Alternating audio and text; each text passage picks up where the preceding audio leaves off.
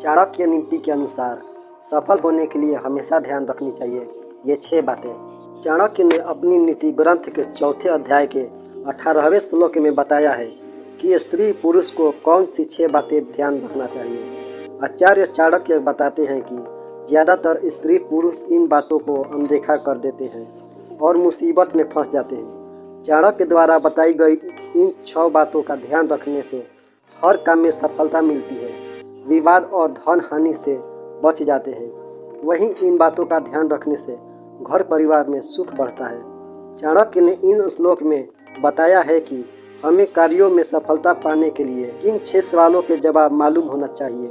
आमतौर पर समझदार व्यक्ति इन 6 बातों को ध्यान में रखकर ही काम करते हैं। जानिए इस नीतिक श्लोक का अर्थ। आचार्य चाणक्य कहते हैं कि वही व्यक्ति समझदार और सफल है जिसे इस प्रश्न का उत्तर हमेशा मालूम रहता है। समझदार व्यक्ति जानता है कि वर्तमान समय कैसा चल रहा है, अभी सुख के दिन है या दुख के, इसी के आधार पर वह कार्य करता है। हमें ये मालूम होना चाहिए कि हमारे सच्चे मित्र कौन कौन हैं और मित्रों के वेश में शत्रु कौन कौन है।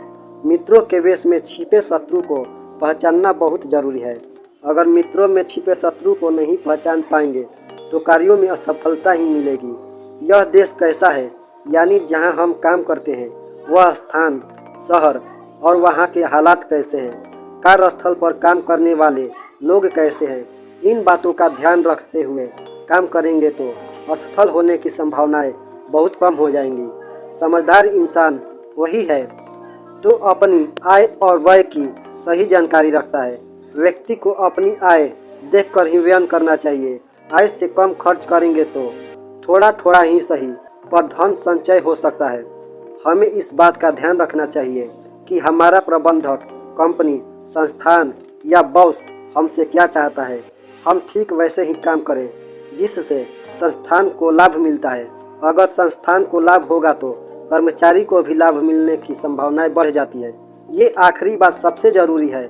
हमें ये मालूम होना चाहिए कि हम क्या क्या कर सकते हैं, वही काम हाथ में लेना चाहिए जिसे पूरा करने का समर्थन हमारे पास है। अगर शक्ति से अधिक काम हम हाथ में ले तो असफल होना तय है।